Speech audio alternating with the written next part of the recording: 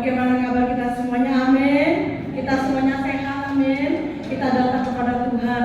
Saat ini kita mau satu suara, kita mau menyembah Tuhan, kita mau memuji Tuhan. Amin saudara. Mari beri sorak-sorai bagi Tuhan. Kita sambut Tuhan dengan bersyukur dan sukacita. Kita mau persembahkan yang terbaik bagi Dia. Amin saudara. Mari kita tundukkan kepala, kita sama-sama berdoa. Terima kasih Tuhan Yesus. Waktu yang indah kami datang ke rumah Tuhan. Satu hal yang kami tahu, kami rindu memberi yang terbaik.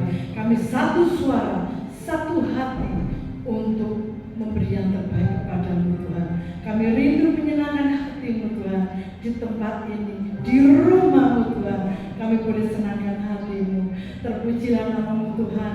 Mari Roh Kudus, Engkau bawa setiap kami masuk dalam hadirat-Mu. Kami rindu memberi yang terbaik. Ini setiap kerinduan setiap kami. Terpujilah nama-Mu Tuhan. Hanya di dalam nama Tuhan Yesus Kristus. Haleluya. Amin. Salam-salam bagi Yesus Tuhan. Haleluya.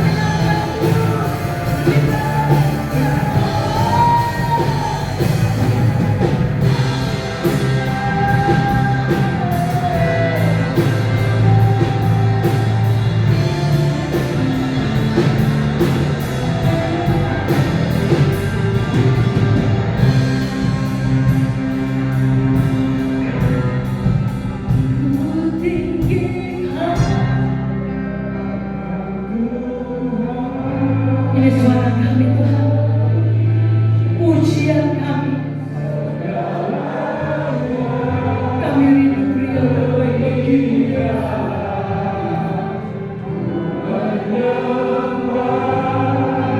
Ya,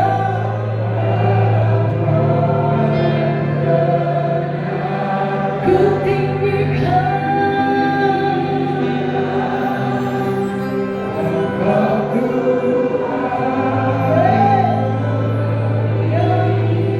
Haleluya.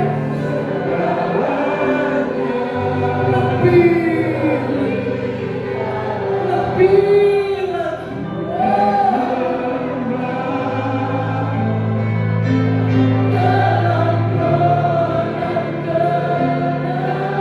Saya udah bersama-sama bangkit berdiri saudara. Hati akan suara mengatakan aku bangkit.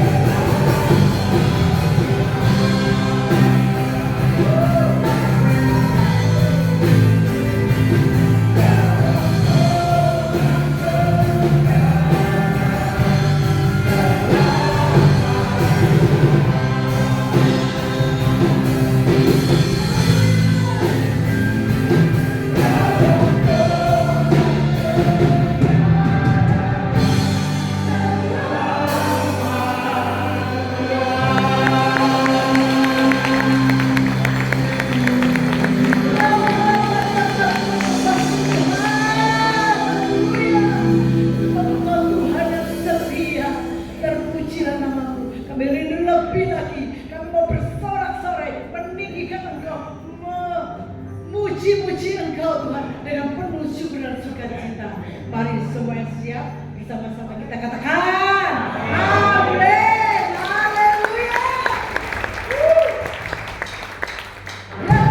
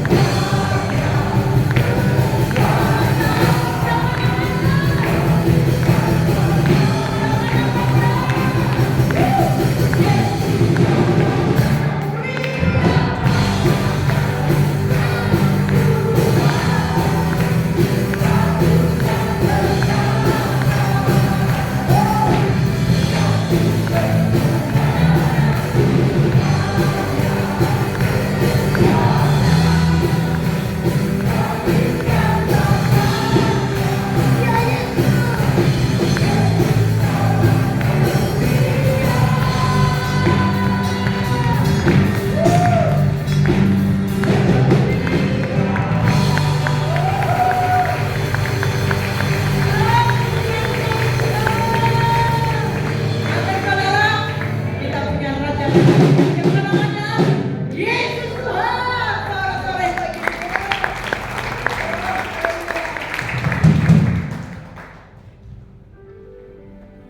Kau kekuatanku.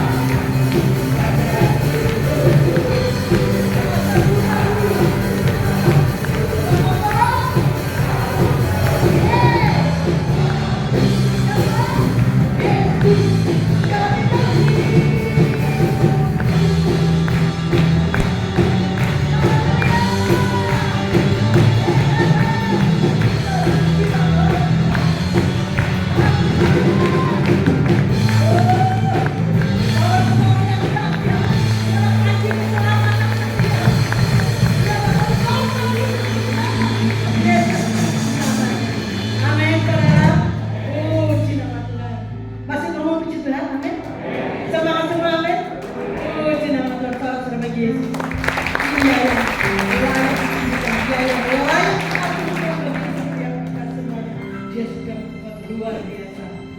Mari kita siapkan hati kita lebih lagi. Terima firman Tuhan. Oh,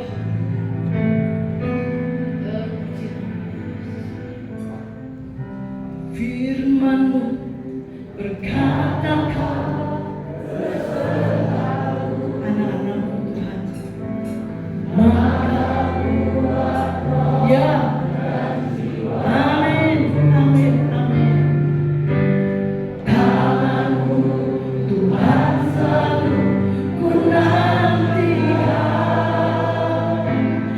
di setiap langkahku berjalan. Firman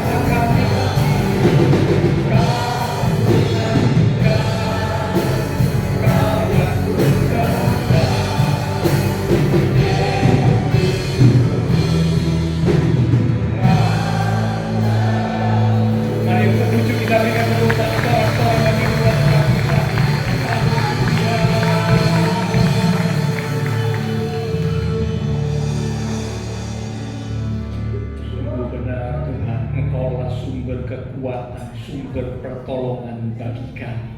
Sehingga menjalani kehidupan di dunia ini yang penuh dengan tantangan masalah, kami tidak takut, kami tidak gentar. Karena kami punya Tuhan yang hidup, Tuhan yang dahsyat, Tuhan yang mengasihi kami, Tuhan yang sanggup menolong kami. Karena itu kami percayakan, kami serahkan segenap hidup kami sepenuhnya ke dalam tangan Tuhan.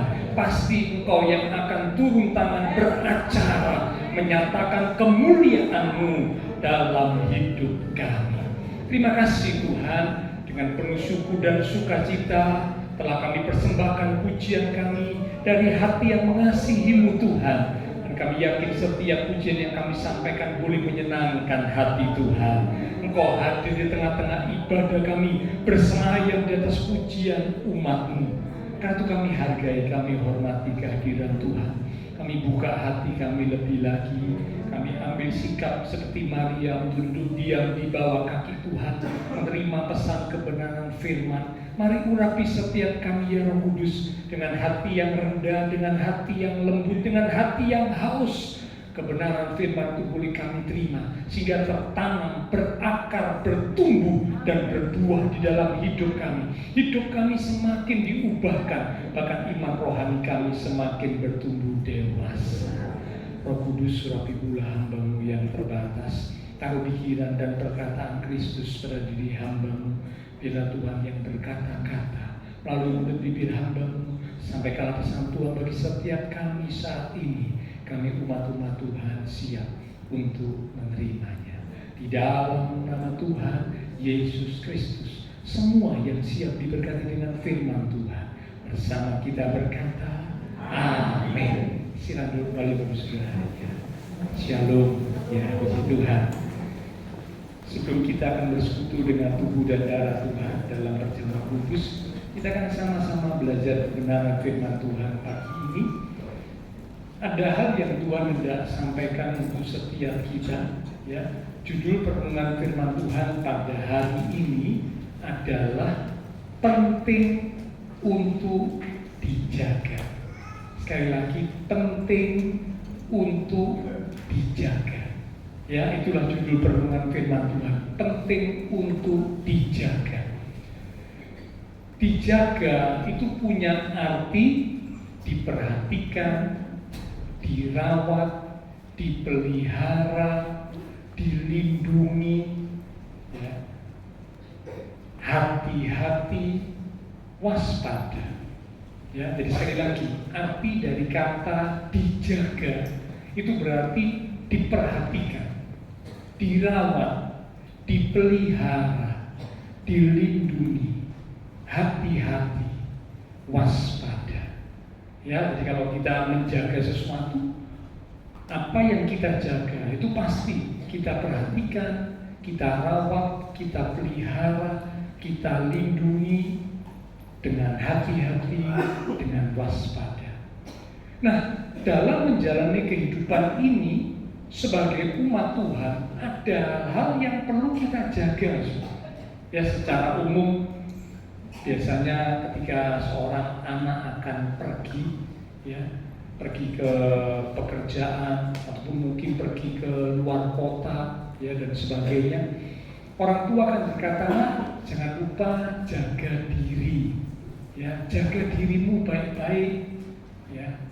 Anak dinasehati untuk menjaga dirinya dengan baik, karena mungkin jauh dari orang tua, jauh dari keluarga. Jaga diri. Demikian juga hal yang lain yang biasanya dijaga dalam kehidupan ini, jaga kesehatan. Ya, sekarang ini mulai kembali marak katanya seru, ya, ini COVID di beberapa negara itu kembali marak gitu, ya, kasusnya cukup banyak dengan varian yang baru. Nah, penting buat kita jaga kesehatan, ya. Demikian juga jaga kebersihan, karena untuk bisa sehat perlu menjaga kebersihan. Jaga keluarga yang Tuhan anugerahkan kepada kita, ya, perlu kita jaga. Jaga pergaulan, ya, karena memang Alkitab berkata pergaulan yang buruk bisa bisa merusak kelakuan yang baik. Maka sepatutnya lah orang tua selalu mengingatkan anak-anak, nak, jangan lupa ya, jaga pergaulan. Kalau kamu ada di sekolah, kalau kamu sudah ada di lingkungan pekerjaan, jaga pergaulan. Dengan siapa kamu berteman, dengan siapa kamu dekat, dengan siapa kamu sering bertemu dan bergaul, perlu kamu perhatikan. Karena pergaulan itu akan mempengaruhi kehidupan seseorang. Jaga pergaulan, ya. Jaga kepercayaan. Kalau kita diberi kepercayaan oleh seseorang, dipercaya oleh seseorang, jaga kepercayaan itu, saudara. Jangan sampai sudah diberi kepercayaan, lalu kita nggak bisa menjaga kepercayaan. Ya, kita melakukan kesalahan, bahkan mungkin melalaikan kepercayaan yang sudah diberikan kepada kita, maka akhirnya kita menjadi orang yang tidak dapat dipercaya. Alkitab berkata orang yang dapat dipercaya mendapat banyak berkat. Nah, kalau jadi orang yang tidak dapat dipercaya, ya tidak ada dapat berkat, tidak dapat berkat karena tidak bisa dipercaya. Nah, karena itu kalau diberi kepercayaan, jaga kepercayaan yang dipercayakan, yang diberikan kepada kita. Ya, jadi ini tentang menjaga, ya, menjaga diri, menjaga kesehatan, menjaga kebersihan, menjaga keluarga, menjaga pergaulan, menjaga kepercayaan, dan lain sebagainya. Ini hal-hal yang bersifat umum yang perlu dijaga dalam kehidupan ini. Ya. Nah, bagaimana secara khusus sebagai umat Tuhan hal-hal yang perlu kita jaga secara khusus? Nah, ini yang akan menjadi perhatian kita pada hari ini, karena ada tiga hal khusus yang penting untuk kita jaga dalam menjalani hidup ini. Apakah itu? Yang pertama, hal yang penting, hal yang perlu untuk kita jaga sebagai umat Tuhan dalam menjalani kehidupan ini. Yang pertama adalah menjaga hati. Ini sudah tidak asing, ya, menjaga hati. Hati manusia disebutkan dalam Alkitab itu hampir sebanyak kurang lebih 300 kali. Kata hati itu muncul dalam Alkitab. Ya, jadi kalau saudara baca Alkitab, kata hati di dalam Alkitab itu muncul kurang lebih 300 kali. Hati manusia.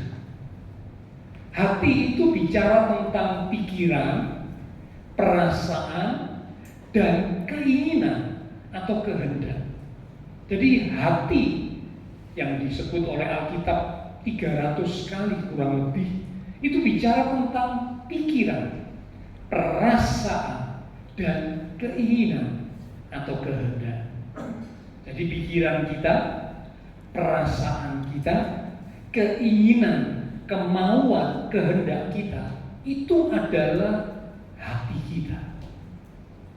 Ya, jadi kalau Bapak Ibu membaca dalam Alkitab muncul kata hati, maka yang dimaksud itu pikiran, perasaan, keinginan, atau kemauan, atau kehendak.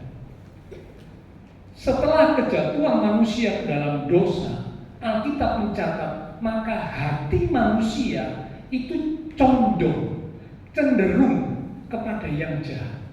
Sekali lagi, setelah kejatuhan manusia ke dalam dosa, yaitu Adam dan Hawa, sebagai manusia yang pertama yang diciptakan oleh Allah, maka ketika sesudah Adam dan Hawa jatuh dalam dosa, keturunan-keturunan dari Adam dan Hawa, hati manusia condong, cenderung kepada yang jahat.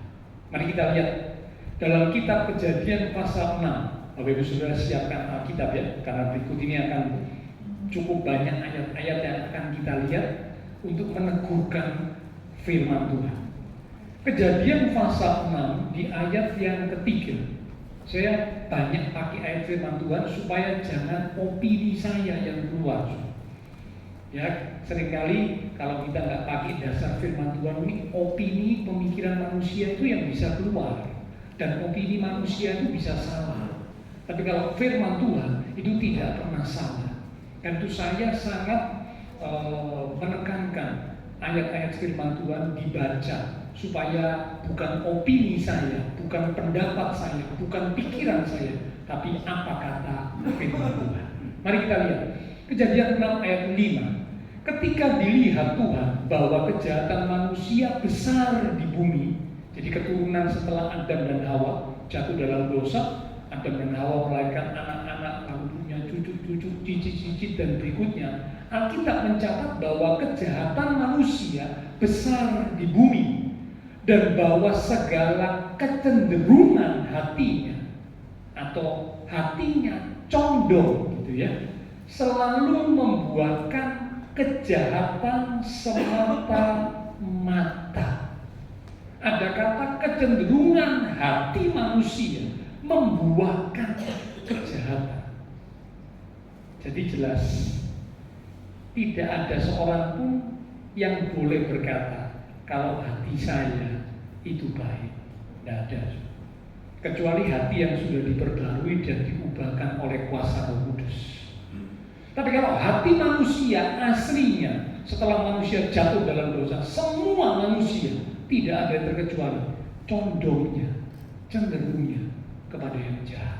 Siapapun dia, dilahirkan dalam golongan yang bagaimanapun, hati manusia condong, cenderung kepada yang jahat. Itulah sebabnya mengapa mengajari, mendidik anak-anak untuk sesuatu yang baik itu sulit. Betul Bapak Ibu yang punya anak, ngajari yang baik itu sulit loh. Mesti diajari bukan 1 kali, 2 kali, berulang-ulang.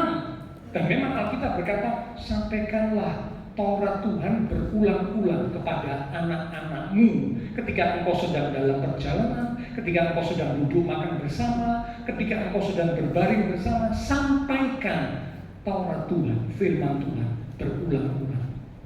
Ngajari yang baik susah, tapi kalau melihat yang jelek gampang untuk niru. Padahal yang jelek tidak diajari, cuma melihat sesaat, loh kok mudah ditiru oleh anak-anak. Tapi kalau yang baik diajari bolak-balik masih lupa, bolak-balik masih kelewatan oleh anak-anak. Perlu diingatkan lagi, diulangi lagi. Mengapa? Karena hati manusia condong kepada yang jahat. Itulah sebabnya kita perlu menjaga hati kita. Kalau hati ini tidak dijaga, saya berani jamin hati kita akan condong kepada yang jahat. Ingat tadi, hati ini bicara tentang pikiran, perasaan, kemauan, kehendak, keinginan. Jadi kalau hati condong kepada yang jahat, berarti pikirannya condong kepada yang jahat, perasaannya condong kepada yang jahat, kemauan, kehendak, keinginannya condong kepada yang jahat. Karena hati itu bicara pikiran, perasaan, kemauan. Itulah sebabnya hati perlu untuk dijaga. Bahkan dijaganya Alkitab berkata dengan segala kewaspadaan. Itu Amsal pasal 4 ayat 23. Amsal pasal 4 ayat 23. Dikatakan jagalah hatimu dengan segala kewaspadaan. Terjemahan lain berkata begini, jagalah hatimu dengan seluruh ketekunan. Dengan seluruh ketekunan. Jadi ini melengkapi saudara. Kalau dengan segala kewaspadaan berarti menjaga hati dengan sangat waspada, dengan kewaspadaan tingkat tinggi gitu ya. Terjemahan lain berkata jagalah hatimu dengan seluruh ketekunan, dengan semua ketekunan. Jadi maksudnya menjaga hati itu harus terus. Tekun itu kan bicara tentang terus, continue. Menjaga hati harus terus dilakukan setiap hari, setiap waktu, setiap saat, setiap detik harus menjaga hati. Karena itu dikatakan jagalah hatimu dengan seluruh ketekunan. Terjemahan lain juga berkata, jagalah hatimu melebihi semua yang bisa dijaga. Jagalah hatimu melebihi semua yang bisa dijaga. Semua yang bisa dijaga tadi saya sudah sebutkan secara umum ya, menjaga diri, menjaga kesehatan, menjaga kebersihan, menjaga keluarga, menjaga pergaulan, menjaga kepercayaan, dan yang lain-lain. Nah, dikatakan jagalah hatimu melebihi dari semua yang bisa dijaga. Jadi kalau Bapak Ibu Saudara di kehidupan ini lagi sedang menjaga sesuatu, ya, tidak tahu itu menjaga apa, saya mau katakan ada satu hal yang lebih penting untuk dijaga, hati kita, pikiran, perasaan, kemauan kita. Jagalah hatimu melebihi dari semua yang bisa kita jaga. Dikatakan sebab dari situlah terpancar kehidupan. Dari situ, dari hatimu terpancar kehidupan.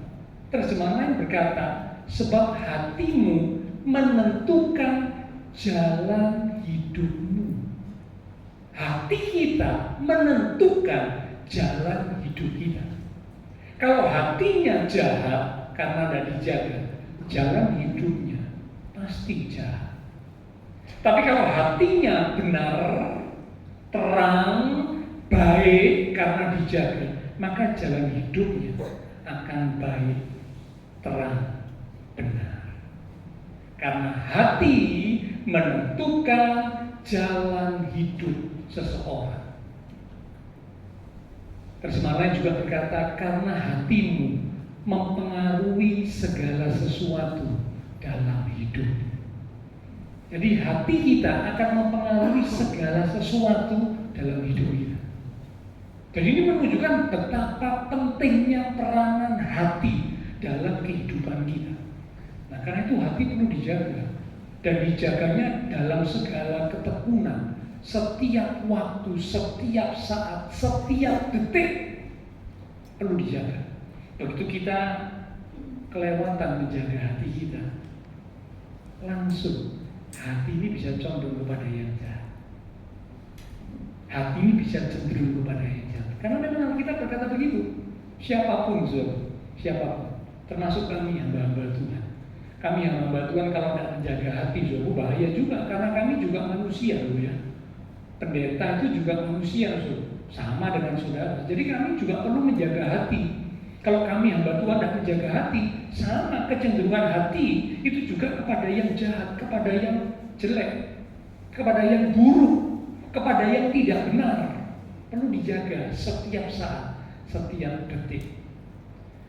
Nah, hati yang dijaga maka akan terluput dari banyak hal yang jahat, yang buruk, yang negatif.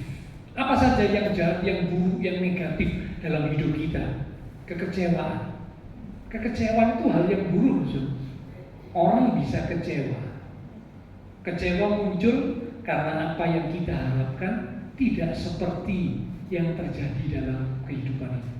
Jadi kenyataannya tidak seperti yang diharapkan. Kecewa. Menikah dengan seseorang harapannya begini. Setelah menikah, lah kok gini ya? Kecewa. Bekerja harapannya begini. Setelah bekerja, kok beda? Kecewa. Kenyataan tidak seperti yang diharapkan, muncul kecewa. Jaga hati supaya kekecewaan tidak bercokol dalam hati kita. Karena kalau kekecewaan dibiarkan serupa, bisa membawa kepada hal-hal negatif yang lebih lagi. Selain kekecewaan, kekhawatiran. Manusia memang bisa khawatir, tapi dikuasai oleh kekhawatiran tidak boleh. Alkitab berkata, janganlah kamu khawatir. Jaga hati supaya tidak dikuasai oleh kekhawatiran, ketakutan,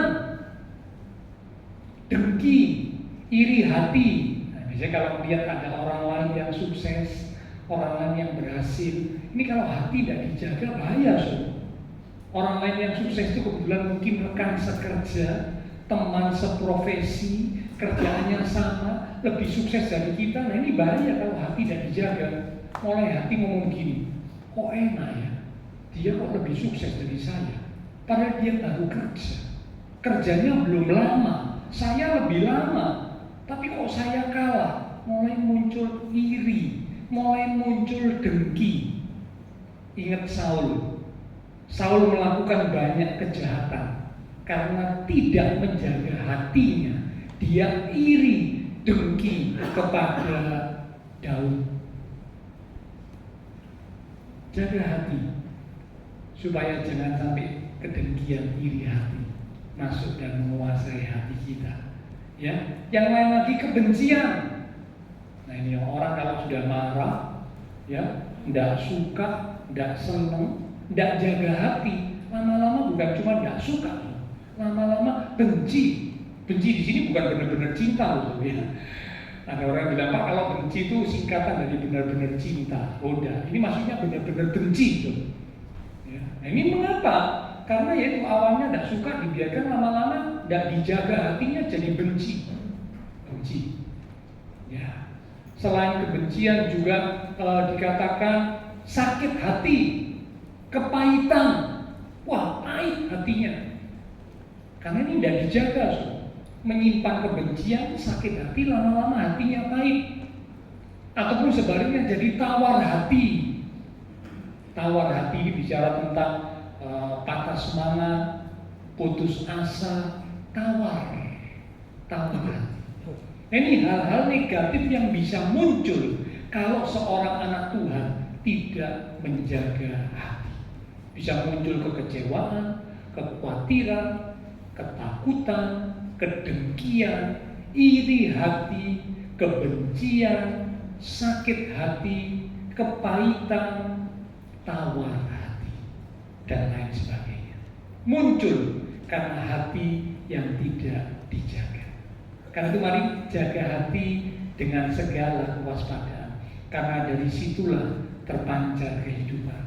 Terjemahan yang berkata jaga hati dengan seluruh ketekunan, ya, sebab hatimu menentukan jalan hidupmu. Jaga hatimu melebihi segala sesuatu yang bisa dijaga, sebab hatimu mempengaruhi segala sesuatu di dalam hidup. Paulus berkata, hendaklah kamu dalam hidupmu bersama menaruh pikiran dan perasaan yang terdapat dalam Kristus Yesus. Itu ada di Filipi pasal 2 di ayat yang kelima. Filipi pasal 2 ayat yang kelima. Dalam hidup dikatakan menaruh pikiran dan perasaan yang terdapat dalam Kristus. Jadi kalau Bapak Ibu Saudara dan saya mau belajar menjaga hati, salah satunya belajar menaruh pikiran dan perasaan Kristus dalam diri kita. Kita mau cari tahu, kalau saya ada dalam situasi seperti ini, ya, Kristus itu kalau ada dalam situasi seperti saya, pikiran Kristus itu bagaimana? Perasaan Kristus itu bagaimana? Nah ini perlu kita cari tahu. Lewat apa? Lewat firman Tuhan.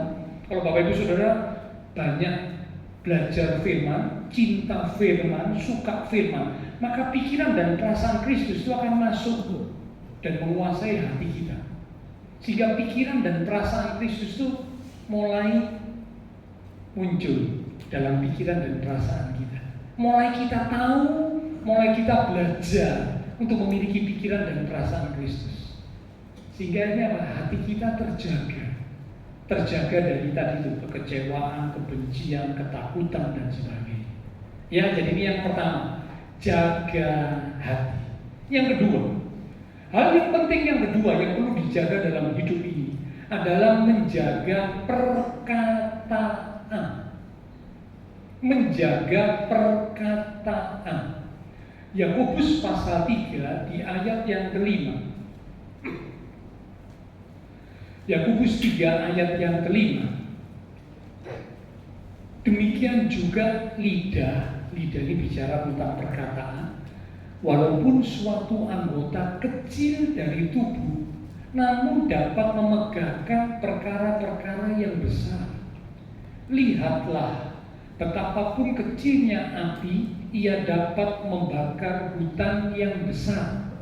Terjemahan lain ya, saya bandingkan terjemahan lain supaya lebih jelas. Terjemahan lain itu berkata begini, lidah itu kecil namun besar kekuatannya. Ya, jadi lidah itu kecil, kan tidak ada orang punya lidah itu besar, tidak ada. Ya, sebesar-besarnya lidah seseorang, nah mungkin sampai 20 cm, nah mungkin ya. Lidah itu paling panjang itu mungkin ya, hanya berapa? Ya 5, 6, 7, 8 ya. Mungkin ada orang tertentu yang punya lidah agak panjang sedikit ya, 8, 9, 10 cm. Tapi sepanjang-panjangnya sudah segitu, tidak mungkin lidahnya sampai 1 meter apalagi, tidak mungkin. Tapi dikatakan betapapun kecilnya lidah, namun besar kekuatannya. Ya. Terjemahan lain berkata, betapapun kecilnya lidah, tetapi betapa hebat akibat yang dapat ditimbulkannya. Betapa kecilnya lidah, namun betapa hebat akibat yang dapat ditimbulkannya.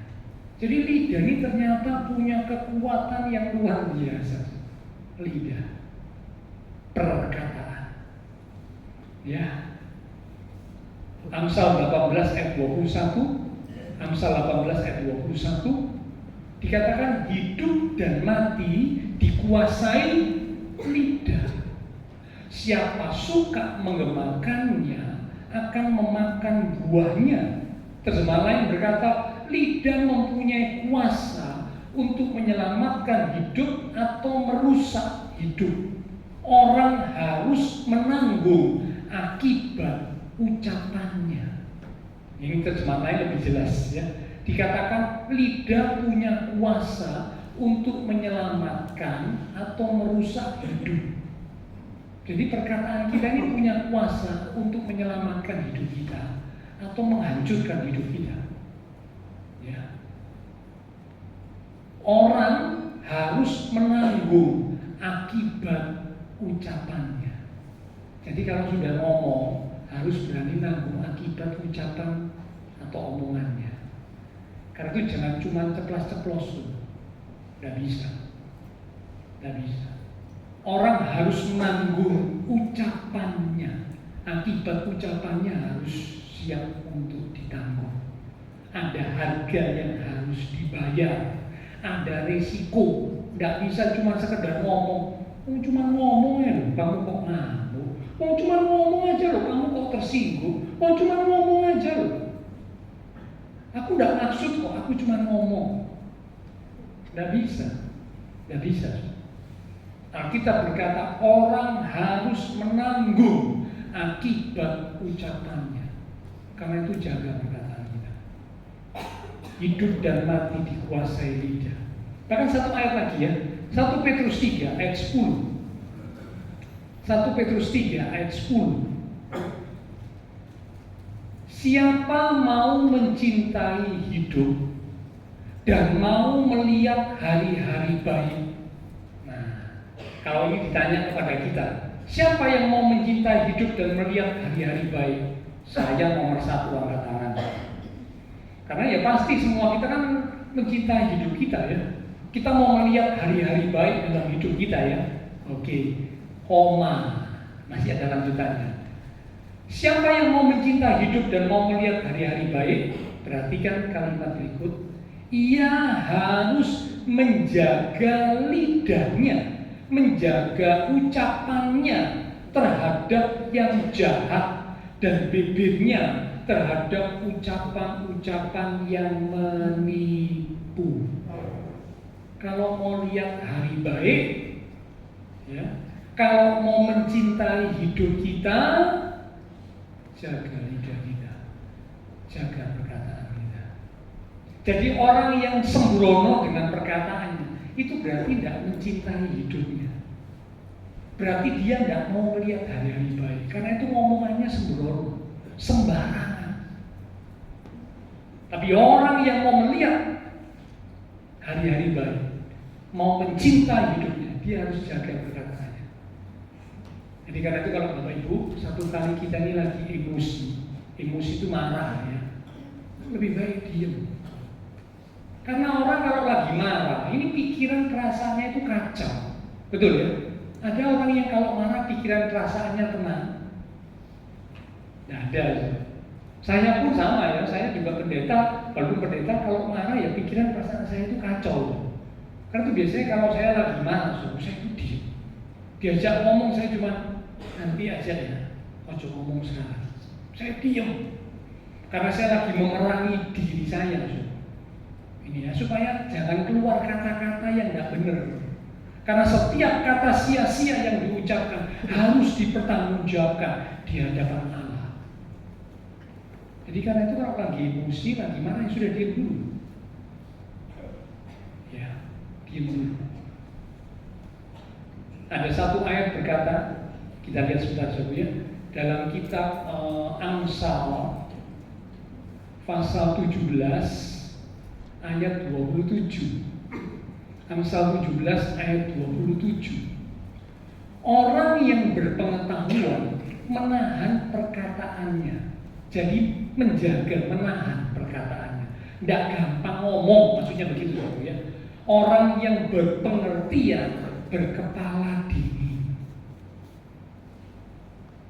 Ya, jadi karena itu kalau lagi emosi, lagi marah karena sesuatu hal itu, karena orang yang berpengetahuan dikatakan dia nahan perkataannya, supaya jangan terucap kata-kata yang tidak benar. Ya, mari jaga perkataan kita. Bilangan pasal 14 ayat 28. Bilangan 14 ayat 28. Ini ayat yang sudah sangat terkenal. Sebagian jemaat Tuhan pasti sudah hafal. Bilangan 14 ayat 28 dikatakan, apa yang kamu katakan di hadapan Tuhan, itulah yang Tuhan akan lakukan kepadamu.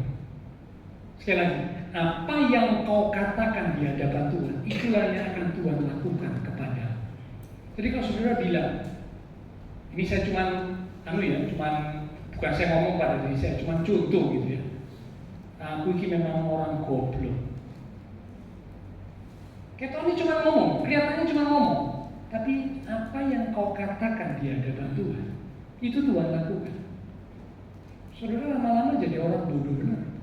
Nah, karena bolak-balik ngomong aku ini goblok. Aku ini memang pantai ini sial. Jangan. Ini saya cuma contoh ya. Saya tidak ngomong pada diri saya. Saya kalau ngomong sama diri saya, aku ini orang yang diberkati Tuhan. Aku ini orang yang dicintai Tuhan. Aku ini biji mata Tuhan. Bukan sombong, itu firman Tuhan. Jadi saudara ngomong hal-hal yang positif untuk diri Anda. Jangan ngomong yang negatif, jangan. Walaupun cuma guyon, jangan. Tidak boleh. Ngomong yang baik, ngomong yang positif. Efesus 4 berkata, Efesus 4 ya. Jadi ini agak banyak juga Alkitab saudara makin mantap gitu ya. Ini bukan perkataannya Pak Pendeta ya, ini firman Tuhan. Efesus 4 ayat 29. Efesus 4 ayat 29. Janganlah ada perkataan kotor keluar dari mulutmu. Tidak boleh ada perkataan kotor. Perkataan sia-sia. Tidak boleh. Jangan. Lanjut. Tetapi pakailah perkataan yang baik untuk membangun, di mana perlu supaya mereka yang mendengarnya beroleh kasih karunia. Kalau kita ngomong yang baik untuk membangun, orang dengar itu diberkati. Selain orang dengar, selain orang di sekitar kita mendengar, waktu kita ngomong, ada satu telinga lagi loh yang dengar semua. Siapa? Telinga kita. Nah kalau sudah ngomong saya goblok, telinga kita ini dengar. Itu tidak membangun diri kita. Tidak boleh. Ucapkanlah perkataan yang baik, yang membangun, supaya mereka yang dengar beroleh kasih karunia. Termasuk diri kita, telinga kita yang dengar beroleh kasih karunia. Ya. Satu ayat lagi ya. Pengkhotbah. Ini satu ayat lagi tentang perkataan ya. Pengkhotbah 5 ayat 2 sampai 6. Pengkhotbah pasal yang kelima di ayat yang ke-2 mulai. Ini dalam Alkitab elektronik ya. Kalau Alkitab buku ayat pertama. Janganlah terburu-buru dengan mulutmu, dan janganlah hatimu lekas-lekas mengeluarkan perkataan di hadapan Allah, karena Allah ada di surga dan engkau di bumi. Oleh sebab itu biarlah perkataanmu sedikit. Jadi kalau ngomong dipikir, jangan terburu-buru. Lanjut ayat 3. Karena sebagaimana mimpi disebabkan oleh banyak kesibukan, demikian pula percakapan bodoh disebabkan oleh banyak perkataan. Jadi kalau maaf ya, orang kakian ngomong, katanya tofilcot, banyak ngomong, itu dikatakan akan banyak percakapan bodoh. Ini bukan saya ngomong ya, firman Tuhan ya. Ayat 4, kalau engkau bernasar kepada Allah, janganlah menunda-nunda menepatinya, karena ia, Allah, tidak senang pada orang-orang bodoh. Tepatilah nasarmu, lebih baik engkau tidak bernasar daripada bernasar tetapi tidak menepatinya. Perhatikan, ini terakhir. Janganlah mulutmu membawa engkau ke dalam dosa. Kalau orang tidak jaga perkataan, mulut atau perkataan ini bisa membawa seseorang kepada dosa. Dan janganlah berkata di hadapan utusan Allah bahwa engkau kilaf. Cepat ngomong, lalu ngomong, sorry Tuhan, kilaf. Sorry Tuhan, keperucut. Jangan. Ini Alkitab yang ngomong ya, bukan saya ya. Jangan berkata di hadapan utusan Allah bahwa engkau kilaf. Karena kalian ngomong, lalu bolak-balik ngomong, sorry Tuhan, kilaf. Sorry malaikat, keperucut. Jangan. Lanjut ya. Apakah perlu Allah menjadi murka atas ucapan-ucapanmu dan merusakkan pekerjaan tanganmu? Orang yang tidak jaga kata-katanya dikatakan bisa membuat Allah jadi murka, ngamuk. Tuhan itu bisa ngamuk, murka kalau ucapan-ucapan kita tidak dijaga, dan akibatnya merusak pekerjaan tangan kita. Saudara sudah rajin, saudara sudah punya keahlian, kecakapan, pengetahuan bagus, tapi kalau mulutnya tidak dijaga, itu pekerjaan saudara bisa kacau, rusak. Walaupun punya keahlian, keterampilan, kepandaian, rajin, tapi maaf mulutnya nggak dijaga, rusak, pekerjaannya rusak. Ini Alkitab yang ngomong juga ya. Jadi karena itu saya banyak buka ayat supaya benar-benar ini bukan opini pikiran saya, tapi ini firman Tuhan, perkataan Tuhan. Mari jaga perkataan kita. Yang ketiga sekarang, yang terakhir ya. Jadi yang pertama jaga hati, yang kedua jaga perkataan, yang ketiga jaga iman. Jaga iman. Yudas ayat yang ketiga, karena Yudas cuma satu pasal ya. Yudas ayat yang ketiga dikatakan, saudara-saudaraku yang kekasih, sementara aku bersungguh-sungguh berusaha menulis kepada kamu tentang keselamatan kita bersama, aku merasa terdorong untuk menulis ini kepada kamu dan menasihati kamu supaya kamu tetap berjuang untuk mempertahankan iman. Sekali lagi, tetap berjuang untuk mempertahankan iman yang telah disampaikan kepada orang-orang kudus. Berjuang untuk mempertahankan iman. Ini bicara menjaga iman. Iman ini perlu dijaga. Iman ini perlu dipelihara. Karena ketika terjadi banyak hal dalam hidup ini, itu berpotensi untuk meruntuhkan, menggoyahkan iman seorang umat Tuhan. Kan itu tidak heran, ada umat-umat Tuhan di tengah perjalanan mengiring Tuhan, tiba-tiba tinggalkan Tuhan.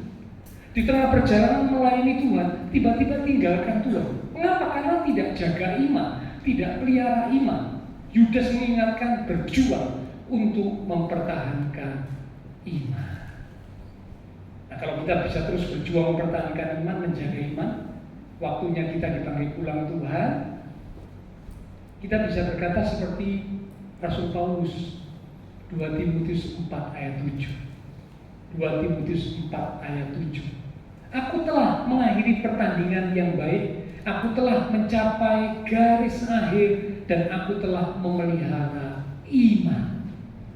Kalau umat Tuhan bisa menjaga iman sampai akhir hidupnya, maka bisa ngomong seperti Paulus itu. Waktu mati, ketemu Tuhan, sukacita, karena bisa memelihara iman sampai akhir, menjaga iman sampai akhir hidup. menerima mahkota yang Tuhan sediakan. Ya, inilah 3 hal penting sebagai umat Tuhan yang perlu kita jaga. Jaga hati yang pertama, yang kedua jaga perkataan, yang ketiga jaga iman kita. Penutup Ibrani 10 ayat 38 sampai 39. Ibrani 10 ayat 38 sampai 39. Setelah ini pelayan mimbar dan pelayan berjemaat kudus bisa kembali maju ke depan, ya. Kita bersiap untuk bersekutu dengan tubuh dan darah Tuhan. Ibrani 10 ayat 38 mulai. Tetapi orangku yang benar akan hidup oleh iman. Jadi orang benar akan hidup oleh iman. Dan apabila ia mengundurkan diri, kalau nggak jaga iman, bisa mundur, bisa murtad, maka aku tidak berkenan kepadanya. Jadi kalau ada anak Tuhan mundur karena nggak jaga iman, Tuhan tidak berkenan. Tetapi kita bukanlah orang-orang yang mengundurkan diri dan binasa, tetapi orang-orang yang percaya dan yang beroleh hidup. Amin. Ya, kata kita sudah bisa ganti dengan kata saya. Tetapi saya bukanlah orang-orang yang mengundurkan diri. Supaya ini mengingatkan kita sendiri juga. Saya bukanlah orang-orang yang mengundurkan diri, bukanlah orang-orang yang murtad dan binasa. Tetapi saya adalah orang-orang yang percaya, menjaga iman, dan yang beroleh hidup. Amin. Bila firman Tuhan boleh jadi berkat untuk kita sekalian. Sama-sama kita akan datang kepada Tuhan. Silakan para pelayan Tuhan. Lewat satu pujian kita katakan, inilah hidupku, ku serahkan kepadamu. Inilah hatiku, berikan bagimu, ku berikan bagimu. Ku tahu Tuhan rancangan-Mu yang terbaik bagiku. Ku tahu Tuhan, ku tahu Tuhan pengorbanan-Mu yang mulia bagi. Katakan hanya dekat, hanya dekat kepadamu. Aku rasakan tenang, hanya datang hadirat-Mu. Ku rasa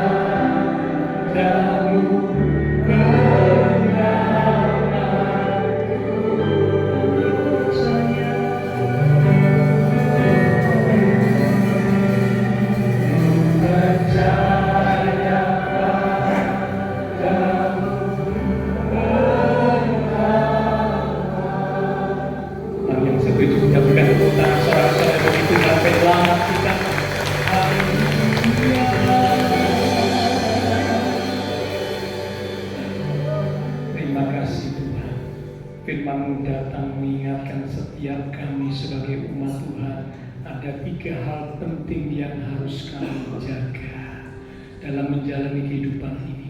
Menjaga hati kami, menjaga perkataan kami, dan menjaga iman kami. Hamba terbatas untuk menjelaskan. Roh Kudus yang akan terus mengingatkan setiap kami akan firman kebenaran, sehingga iman kami semakin bertumbuh, iman kami semakin kuat, hidup kami semakin berkenan dan menyukakan hati Tuhan. Terima kasih Tuhan, sementara kami umat Tuhan akan bersekutu dengan tubuh dan darah Tuhan yang kudus. Sebelum kami bersekutu dengan tubuh dan darah Tuhan, kami datang merendahkan diri memohon pengampunan. Jika ada dosa kesalahan yang sudah kami lakukan, baik lewat perbuatan, pikiran, perkataan yang tidak sesuai dengan kemauan dan kehendak Tuhan. Pagi ini Tuhan, sebelum kami bersekutu dengan tubuh dan darah Tuhan, kami mau mengadakan pemberesan. Kami mohon pengampunan-Mu Tuhan. Ampuni kami akan segala dosa kesalahan kami ya Tuhan, yang kami sudah lakukan, yang kami sudah pikirkan, yang kami sudah katakan yang tidak berkenan di hadapan-Mu. Kami mohon pengampunan-Mu ya Tuhan. Dan kami percaya ketika kami memohon pengampunan Tuhan dengan penuh kesungguhan, Engkau Allah yang setia dan adil. Engkau berjanji untuk mengampuni kami dan menyucikan kami dari segala pelanggaran dosa kami, sehingga sebentar kami dikuduskan, dilayakkan untuk kami boleh bersekutu dengan tubuh dan darah Tuhan yang kudus. Berkati roti dan anggur yang akan kami terima, sehingga melalui persekutuan dengan tubuh dan darah Tuhan pagi ini, iman setiap kami semakin diteguhkan. Urapi setiap hamba-hamba-Mu yang akan melayani. Dengan hati yang siap, kami akan menerima tubuh dan darah Tuhan yang kudus. Dalam nama Tuhan Yesus Kristus, kami sudah berdoa. Amin. Oke, sebentar tubuh dan darah Tuhan akan dibagikan. Nanti kalau Bapak Saudara sudah menerima tubuh dan darah Tuhan, bisa dipersiapkan ayat yang ada di hosti, jangan lupa dibaca. Kiranya ayat Tuhan ini boleh jadi rema. Lewat satu pujian kita katakan, hanya Kau Tuhan di hidupku, Kau berikan hidup yang baru dalam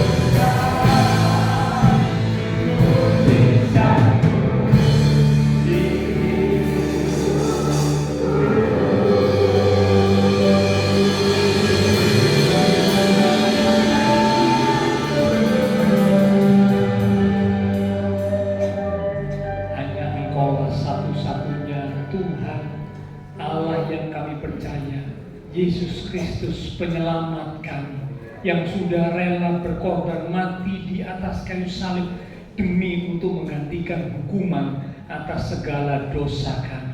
Kami ditebus, kami diampuni, kami diselamatkan, dan kami boleh diangkat menjadi anak-anak Tuhan. Sungguh besar dan mulia kasih-Mu buat kami. Terima kasih Tuhan. Karena itu kami umat-umat-Mu siap untuk bersekutu dengan tubuh dan darah Tuhan yang kudus, mengingatkan kami akan pengorbanan Kristus yang ajaib buat kami. Dan kami yakin kebenaran kekudusan Tuhan telah melingkupi setiap kami, melayakkan kami untuk kami boleh bersekutu dengan tubuh dan darah Tuhan yang kudus. Sekarang dengan hati pikiran yang tertuju kepada korban Kristus di atas kayu salib, mari kita angkat roti yang adalah tubuh Tuhan lebih tinggi dari kepala kita. Kita akan dengarkan firman Tuhan yang terambil dari 1 Korintus pasal yang ke-11 di ayat yang ke-23 mulai. Demikian firman Tuhan berkata, sebab apa yang telah kuteruskan kepadamu telah aku terima dari Tuhan, yaitu bahwa Tuhan Yesus pada malam waktu ia diserahkan mengambil roti, dan sesudah itu ia mengucap syukur atasnya, ia memecah-mecahkannya dan berkata, inilah tubuhku yang diserahkan bagi kamu. Perbuatlah ini menjadi peringatan akan aku. Saudara, roti yang telah dipecah-pecahkan dan sebentar kita akan makan bersama-sama, bukankah ini adalah persekutuan dengan tubuh Kristus? Amin. Mari kita akan makan bersama-sama, katakan dengan iman, dalam nama Tuhan Yesus Kristus. Haleluya.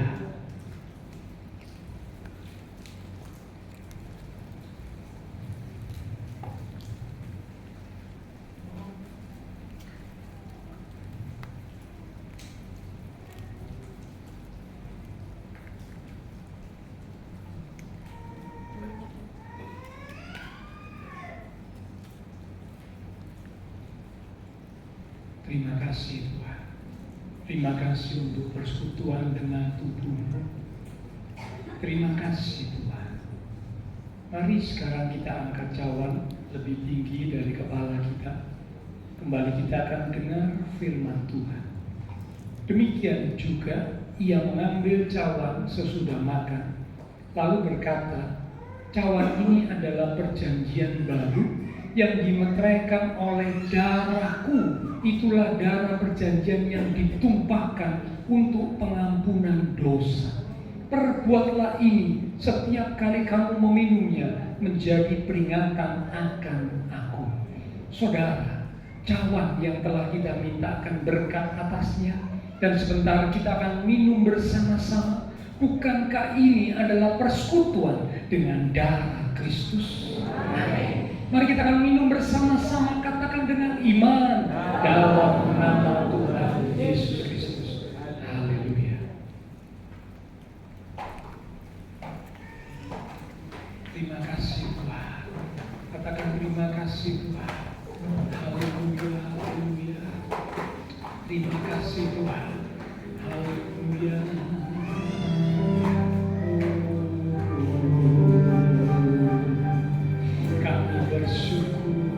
Kami bersyukur. Haleluya.